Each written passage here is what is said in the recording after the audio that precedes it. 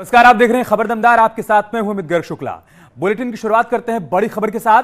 प्रदेश में कल 5वें चरण का मतदान है, जिसके तहत 12 जिलों की 61 सीटों पर वोटिंग होनी है। सुबह 7 बजे से जनता 692 उम्मीदवारों की किस्मत का फैसला करना शुरू कर देगी और शाम 6 बजे तक मतदान होगा। 5वें चरण में 6 मंत्री समेत 16 दिग्गजों की किस्मत दांव पर होगी। 12 जिलों की 61 विधानसभा सीटों पर वोटिंग होनी है और इसके लिए तमाम तैयारियां मुकम्मल हो चुकी हैं। अब हम आपको 6 तस्वीरें दिखाएंगे। अयोध्या, प्रयागराज, प्रतापगढ़, चित्रकूट और बाराबंकी की तस्वीरें आप देख पा रहे हैं। कौशांबी भी इन तस्वीरों में शामिल है। ये उन 6 जिलों की तस्वीरें हैं जहां पर कल मतदान होना है। सभी 12 जिलों में पोलिंग पार्टियां पहुंच चुकी हैं। मतदान के लिए 25,995 पोलिंग बूथ और 14,030 मतदान केंद्र बनाए गए हैं। इनमें से 560 आदर्श मतदान केंद्र हैं। सभी जगहों पर कोविड की वजह से मतदाताओं की ज्यादातर संख्या 1250 के आसपास रखने के निर्देश दिए गए। 5वें चरण के चुनाव को शांतिपूर्ण तरीके से संपन्न करवाने के लिए अर्धसैनिक बलों की तैनाती भी की गई है। हर मतदान केंद्र पर अर्धसैनिक बलों को तैनात किया गया है और ईवीएम के स्ट्रांग रूम की सुरक्षा की जिम्मेदारी भी अर्धसैनिक बलों को सौंपी गई। पश्चिम की सरजमी से शुरू हुआ उत्तर प्रदेश का विधानसभा चुनाव अब धीरे धीरे मध्य की तरफ बढ़ रहा है। कल उत्तर प्रदेश में 5वें चरण का मतदान होना है, जिसमें 12 जिलों की 61 विधानसभा सीटों पर सुबह 7 बजे से मतदान की प्रक्रिया शुरू होगी। लगभग 2.25 करोड़ मतदाता 693 प्रत्याशियों के भाग्य का फैसला करेंगे। अयोध्या के साथ ही साथ गांधी परिवार और स्मृति ईरानी की प्रतिष्ठा रायबरेली और अमेठी में दांव पर होगी, जबकि प्रतापगढ़ में राजा भैया से लेकर अंबेडकर नगर और पूर्वांचल के जिलों में बसपा छोड़कर समाजवादी पार्टी में आए तमाम पूर्व मंत्रियों की किस्मत का फैसला होगा। कैमरा पर्सन मनोज शाही के साथ मोहम्मद शबाब, न्यूज़ 18 लखनऊ। और इसी बीच भारतीय जनता पार्टी 6वें चरण के लिए प्रचार में जुट चुकी है। इसी के तहत मुख्यमंत्री योगी ने आज ताबड़तोड़ जनसभाओं को संबोधित किया। सीएम योगी आज अंबेडकर नगर और गोरखपुर में रहे। यहां पर सीएम ने जमकर विपक्षी दलों पर हमला बोला। उन्होंने आरोप लगाया कि पहले बिजली भी जाति और धर्म देखकर आया करती थी। उन्होंने आरोप लगाया कि परिवारवादियों ने इस इलाके का विकास नहीं होने दिया। उन्होंने कहा कि बुलडोजर एक्सप्रेसवे भी बनाता है और माफिया की संपत्ति को ध्वस्त भी करता है। हाथी तो इस समय फिसल रहा है ना, कभी इधर जाता है कभी उधर जा रहा है। जो पिछली बार हाथी से लड़े होंगे, इस बार वो दूसरी पार्टी से लड़ रहे होंगे। अब उनसे पूछना चाहिए, जब हाथी उनका वजन नहीं संभाल पाई है तो साइकिल तो वैसे पंचर हो जाएगा। होगा कि नहीं होगा? होगा ना।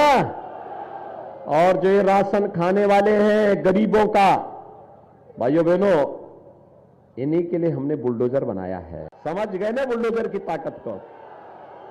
ये पूर्वांचल एक्सप्रेसवे भी बनाता है और बेईमान और भ्रष्टाचारी नेताओं की और माफियाओं के ऊपर भी जब चढ़ता है तो उन्हें खूब रगड़ते हुए आगे बढ़ता है। और इसीलिए सपा बसपा गरीबों का अन्न खा जाती थी, दवा का पैसा खा जाती थी। वहीं बीएसपी प्रमुख मायावती आज सीएम योगी के गढ़ गोरखपुर में थीं। यहां पर जनसभा को संबोधित करते हुए उन्होंने बीजेपी, समाजवादी पार्टी और कांग्रेस पर जमकर निशाना साधा।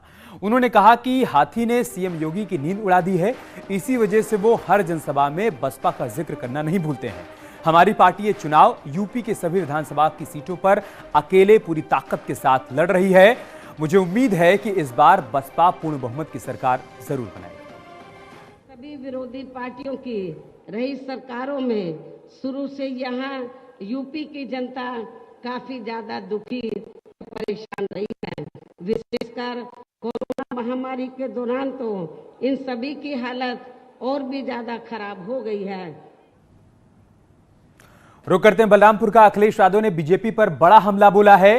कहा है कि डबल इंजन की सरकार में महंगाई और भ्रष्टाचार डबल हो गया है। नौकरी ना दे पाने की वजह से यहां पर युवाओं में गुस्सा भी है और साथ ही साथ उन्होंने यह भी कहा कि नौकरी ना देना पड़े इसलिए सरकारी कंपनियों को बेचा जा रहा है। यह अखिलेश यादव की तरफ से आरोप लगाया गया।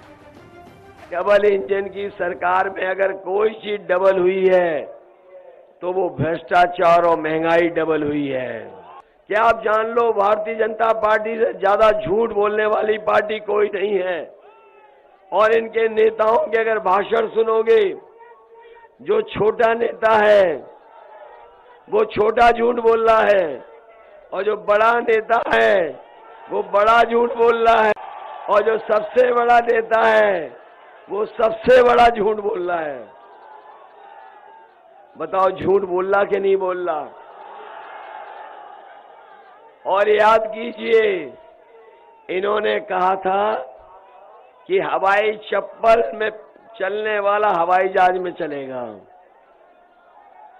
हवाई चप्पल पहनने वाला हवाई जहाज में चलेगा। और जिस समय सत्ता में आ गए तो सब सरकारी हवाई जहाज बेच दिए और जहां हवाई जहाज खड़े होते थे हवाई अड्डे बेच दिए, पानी का जहाज बेच दिया, बंदरगाह बेच दिया और रेलगाड़ी बेच दी। रेलगाड़ी जहां खड़ी होती है रेलवे स्टेशन बिक रहे हैं और रेलवे की सब कीमती जमीन ये सरकार बेच रही है। इधर केंद्रीय मंत्री अनुराग ठाकुर ने डिंपल यादव के जंग वाले बयान पर पलटवार किया। उन्होंने डिंपल यादव को संत समाज और यूपी की जनता से माफी मांगने के लिए कहा। बता दें कि कल कौशांबी के सिराथू में डिंपल यादव ने सीएम योगी के भगवा रंग के कपड़ों को लेकर विवादित बयान दिया था।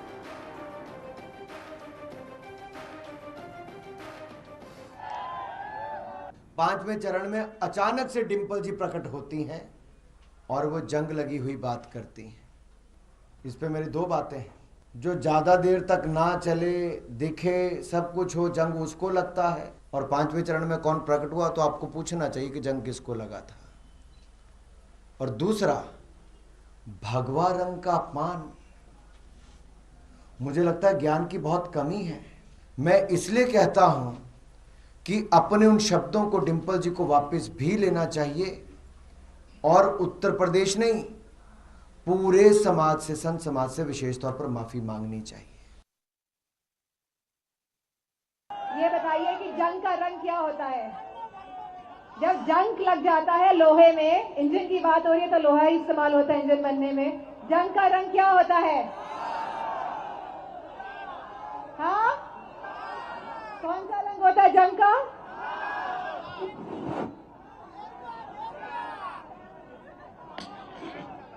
मुझे लगता है जिस रंग के हमारे मौजूदा मुख्यमंत्री कपड़े पहनते हैं उसी रंग का होता है। तो ऐसे जंग वाले इंजन को हटाने का समय आ गया है और यूपी को वापस पटरी में लाने का समय आ गया है। उधर अखिलेश यादव ने न्यूज 18 से खास बातचीत में डिंपल यादव के बयान को लेकर सफाई दी। अखिलेश ने कहा कि डिंपल ने कुछ भी गलत नहीं कहा है। डिंपल ने भी एक बात कही, जो रंग पहनते हैं वो जंग लगा कपड़ा है, जंग का रंग है। नहीं, जंग का किसी भी रूप में ले सकते हैं। उन्होंने जो रंग के लिए कहा और रंग के लिए कहा तो उसमें क्या खराब बात कही? बीजेपी को क्यों नाराजगी होनी चाहिए? जब लाल रंग को, खून के रंग को, दोस्ती के रंग को, प्रेम के रंग को, देवी देवताओं के जोड़े के रंग को ये क्या कह रहे थे? लाल रंग के बारे में इनकी क्या भाषा का इस्तेमाल था? कांग्रेस पार्टी की राष्ट्रीय महासचिव प्रियंका गांधी आज महाराजगंज में थीं। यहां पर उन्होंने जनसभा को संबोधित करते हुए बीजेपी सरकार पर जमकर निशाना साधा। उन्होंने कहा कि कांग्रेस धर्म जाति की राजनीति नहीं बल्कि विकास की राजनीति करती है। बेरोजगारी, भ्रष्टाचार, महंगाई पर अंकुश लगाने के लिए सरकार ने कुछ भी काम नहीं किया। उन्होंने सरकार पर निशाना साधते हुए कहा कि छुट्टा पशु फसलों को बर्बाद कर रहे हैं, लेकिन सरकार के पास इसका कोई भी समाधान नहीं है। प्रदेश बहुत आगे बढ़ सकता था, यहाँ बहुत विकास हो सकता था। आज यहाँ विकास के नाम पर कुछ नहीं है, सिर्फ बड़े बड़े विज्ञापन है जिन पर भाजपा 2000-3000 करोड़ रुपए खर्च रही है। यहाँ का मुख्यमंत्री, यहाँ के प्रधानमंत्री सभी भाजपा के हैं, सरकार दोनों भाजपा की है। विकास के नाम का कुछ नहीं है। तो प्रियंका गांधी ने तमाम मुद्दों पर सरकार को निशाने पर लिया। उन्होंने कहा कि बेरोजगारी को लेकर, भ्रष्टाचार को लेकर, महंगाई को लेकर सरकार की तरफ से कोई काम नहीं किया गया और उसका परिणाम यह है कि जनता परेशान है।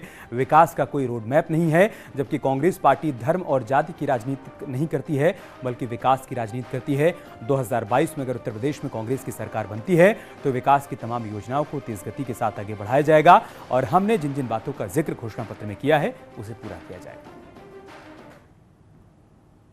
और बात करते हैं रूस यूक्रेन संकट से जुड़ी बड़ी खबर की। यूक्रेन के राष्ट्रपति ने प्रधानमंत्री मोदी से फोन पर बातचीत की है।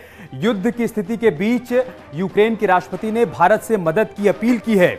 उन्होंने बताया है कि इस समय उनकी धरती पर 1 लाख से अधिक आक्रमणकारियों ने हमला कर दिया है। उन्होंने बातचीत के दौरान प्रधानमंत्री मोदी से राजनीतिक समर्थन की अपील की। वो सिक्योरिटी काउंसिल में भारत की तरफ से अपने पक्ष में समर्थन चाहते हैं।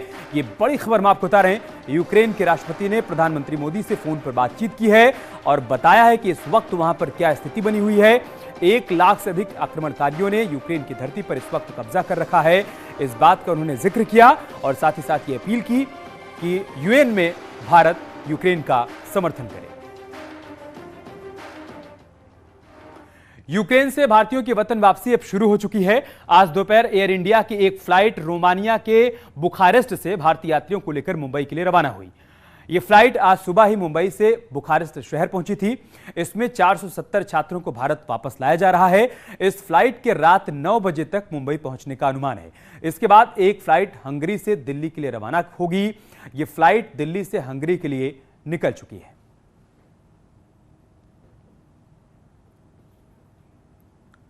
और इसी बीच एक और अपडेट आया है। यूक्रेन में उत्तर प्रदेश के 596 लोग फंसे हुए हैं। सरकार की ओर से फंसे हुए लोगों की जानकारी साझा की गई है। सरकार ने सभी लोगों को सुरक्षित वापसी का भरोसा भी दिलाया है। सरकार के आंकड़ों के मुताबिक आगरा के 17, अमेठी के 25 लोग फंसे हुए हैं, अमरोहा के 4 लोग फंसे हुए हैं, औरैया के 5, अयोध्या के 7 लोग शामिल हैं, आजमगढ़ के 15, बदायूं के 5 लोग, बागपत के 6 लोग, बहराइच के 5, बलरामपुर के 2, बाराबंकी के 7, बरेली के 17 लोग, बस्ती के 8 लोग, बिजनौर के 6, बुलंदशहर के 10 लोग, चंदौसी से भी एक शख्स यूक्रेन में फंसा हुआ है, देवरिया के 4 लोग, एटा के 5, इटावा के 10, फर्रुखाबाद के 4, फतेहपुर के 5, फिरोजाबाद के 20, गाजियाबाद के 9 और गौतम बुद्ध नगर के 7 लोग यूक्रेन में फंसे हुए हैं। कुल मिलाकर ये संख्या 596 है। यार रुक रहे छोटे से ब्रेक के लिए, जल्द लौटेंगे कुछ और खबरों के साथ।